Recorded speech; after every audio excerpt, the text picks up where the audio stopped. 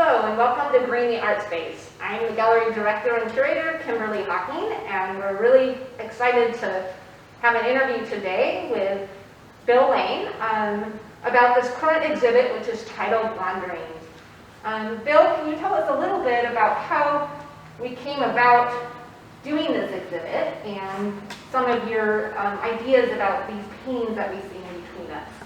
Yeah, Kimberly suggested the show because she saw some of my earlier work as I was in the process of moving and pulling out a lot of work and figuring out where to put it, how to store it in the move. And so we ended up agreeing to have kind of a survey of my work over the years. Hence the title Wanderings. And these two paintings are in the front of the gallery and kind of introduce the show. This is an egg tempera painting where the figures come from a photograph I took in Oaxaca in Mexico, the buildings from another source, another photo source, and the space is basically invented or constructed. But it's a very careful, tight egg tempera painting. And then it's juxtaposed with what I think of as a flag painting. Again, I was in Mexico in an antique shop in Cuernavaca, and there was a weaving of a Mexican flag, and I came home and thought I should have bought that. I didn't, but then I did a painting based on that. The colors are not true to the Mexican flag. But both of these paintings, this is acrylic, this is an egg tempera, and they're,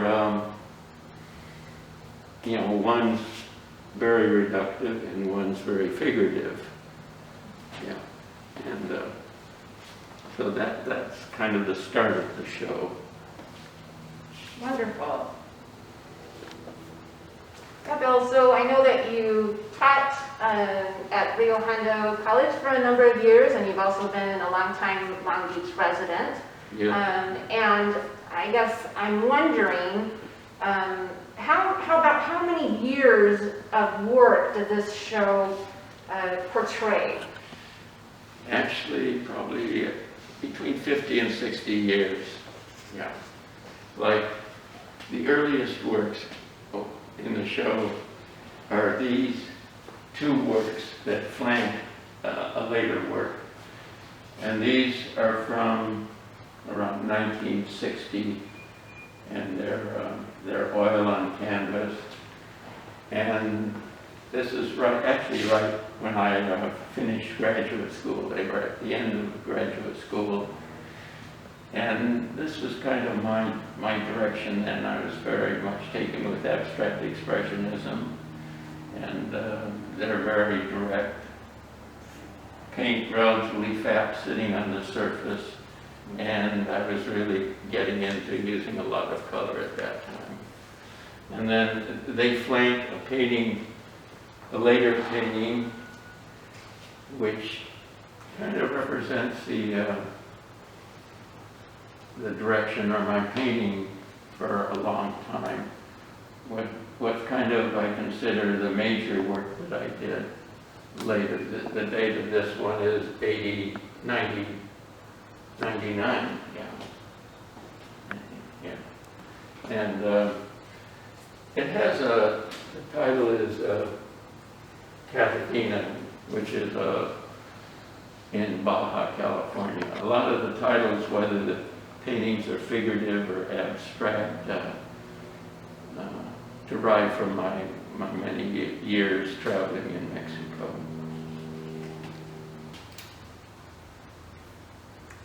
So the work that we're looking at now, Bill, I know represents some of your earliest work. These two paintings here, as well as more recent work. And I wonder if you could speak a little bit about the sort of contrast in the way that you approach this work. Yeah. Well, these two color kind of physical abstractions. Physical because the paint's on the surface. Uh-huh. And the application is very physical, kind of spontaneous and immediate, as contrast to this painting, which is more measured, slower, and careful, kind of thinking more. This I would just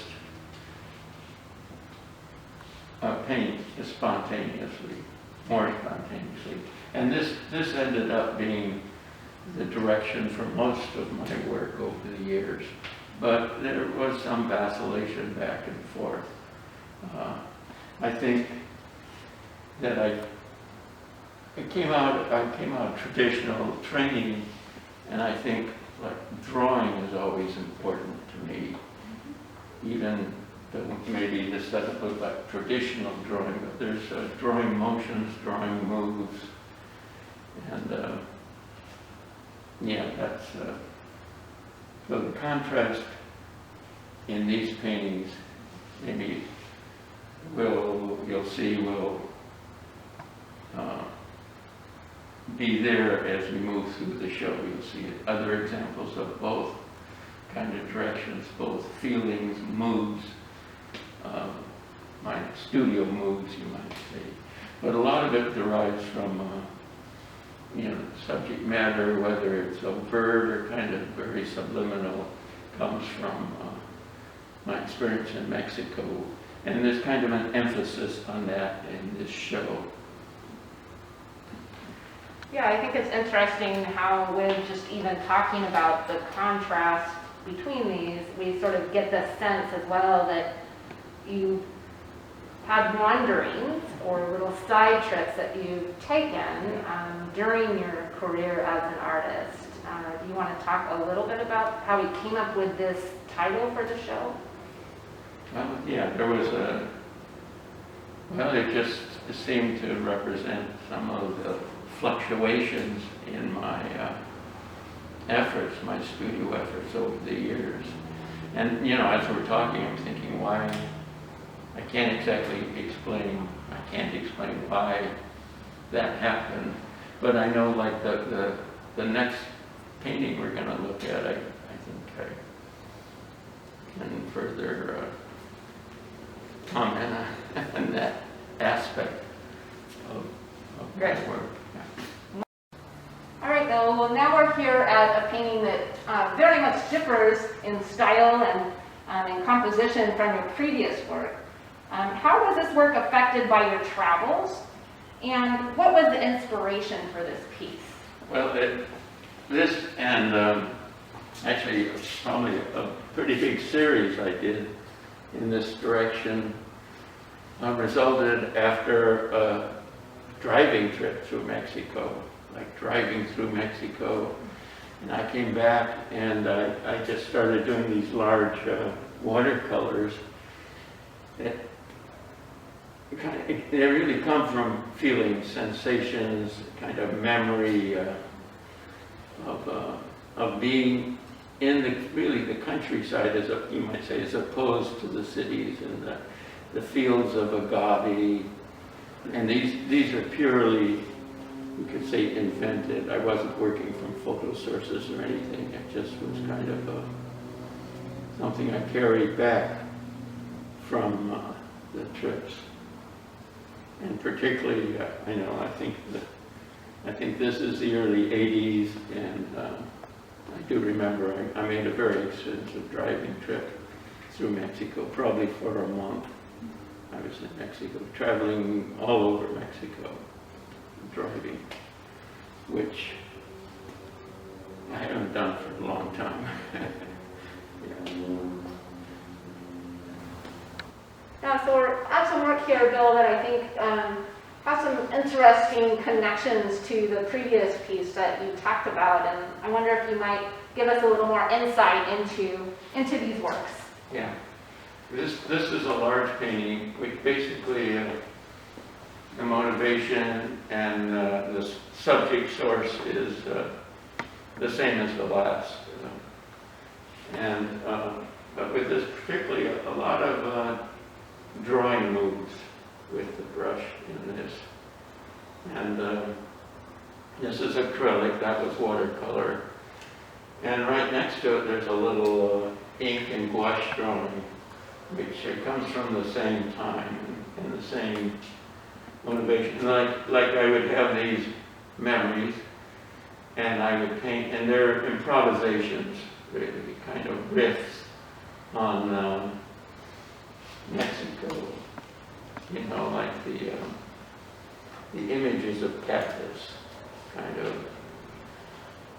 of trite maybe, but I mean, it's very powerful.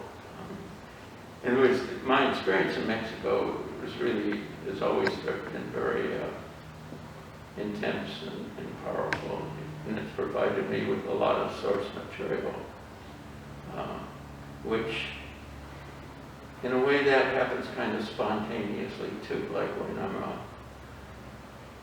it's not like I'm preconceiving I'm going to do this or that with the experience of Mexico. It's like what happens in the studio after the travels.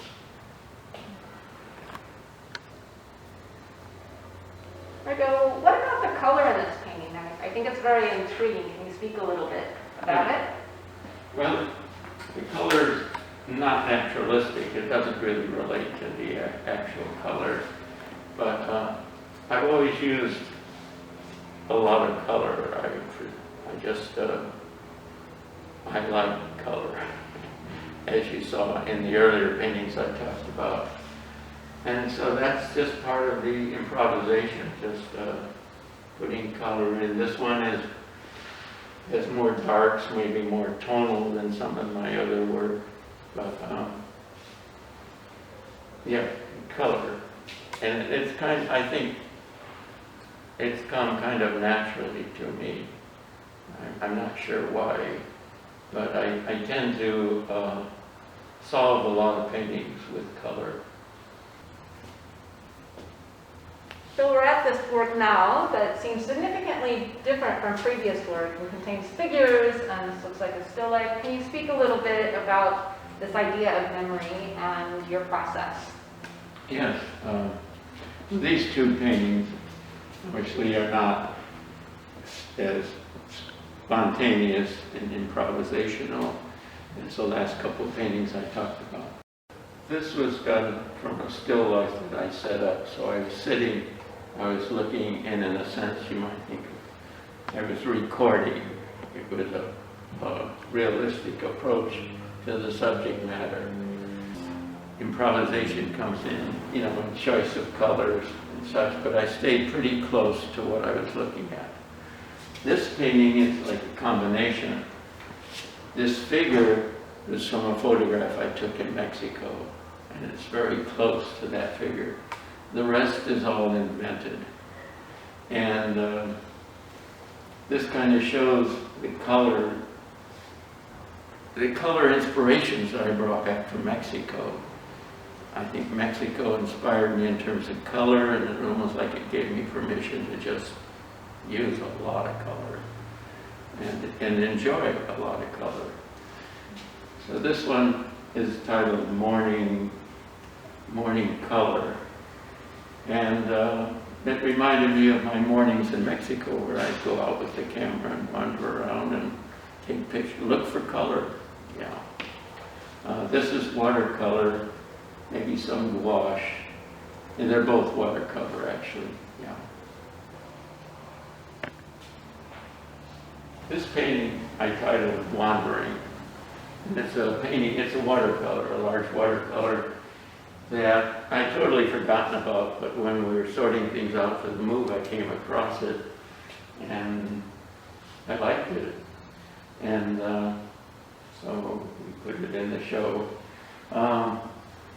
Again, watercolor, and it's a little more, it's a combination of figurative from a photograph, and then the rest of it, there's a lot of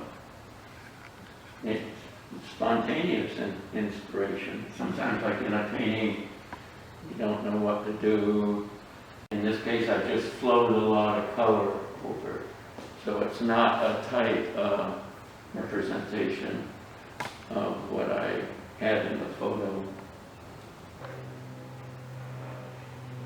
So Bill, this final series of work, these three pieces here, speak to an overview of the formal types of artwork in the show. Can you please speak about each painting in terms of its formal and inspirational moments? Yeah, this large painting is probably the most typical of the majority of my work over the last maybe 20 to 30 years. My concerns have always been like organization, composition, space. And this one is acrylic, and there's a lot of layering of paint. There are transparencies, buildup of paint, and again, in a very kind of conscious, careful way, as opposed to the more spontaneous gestures in some of the earlier paintings we looked at. But this painting, I think it was untitled for a long time, and then a trip after I painted this, maybe about 10 years, I went to, saw an early series of Rivera murals in a chapel in a college outside of Mexico City, Chapingo. And that's what I gave that title to this painting, because it reminded me of the mood or the feeling inside that chapel. And maybe to move from this painting to this, which is entitled Redwood, because it's on wood, it's on redwood actually. And it's pretty much just pure color with some subtle variations in it. I've done a number of paintings which are almost single color paintings, and I find that sometimes very satisfying, the idea of just putting color out there and that's it, and you know, no complications like this painting, another watercolor based on a photo of Mexico. It's titled, that's not titled, but he's a weaver that I knew, and that's his wife, and my wife and I were out at the village and we visited them, and they were showing us rugs. And so again, I worked from a photograph, and the figures in that part of the space is pretty close to the photograph, but the color and everything is, you know, you could say my invention, or my searching for color shapes and things that make the painting work spatially, composition-wise, etc.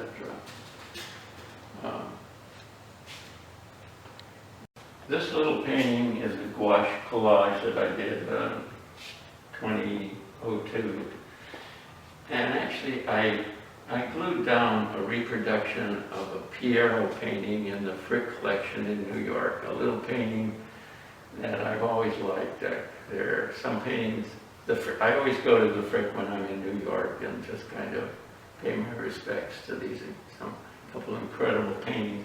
And this little one is one of them. But then in working on it, the reproduction's gone except for a few slightly dim figures in there. It was just in working the painting out, like sometimes, you know, your preconceptions don't work and you just have to kind of make it work. But I've always liked the final result. So Bill, I'm wondering if you can tell us what it's been like for you to present this survey of your work, and did you have any reservations initially, and maybe how do you feel about it now that it's completed? Yes, when you first approached me and I thought about it, I thought, I don't really know. I was ambivalent. And then, you know, initially I was thinking a show focused on the Mexican work, and then we decided to broaden it, but actually it's very much about the Mexican work. And I've gotten very good feedback, very good response for the show, and I'm really glad that I'm able to get here today, do this little video, and see the work again, because, you know, we've all been shut down, everything's been shut down. But we did have about a week when people were able to come, and we had a good opening, so it's been very good, and it kind of reminds me of what I've done over the years.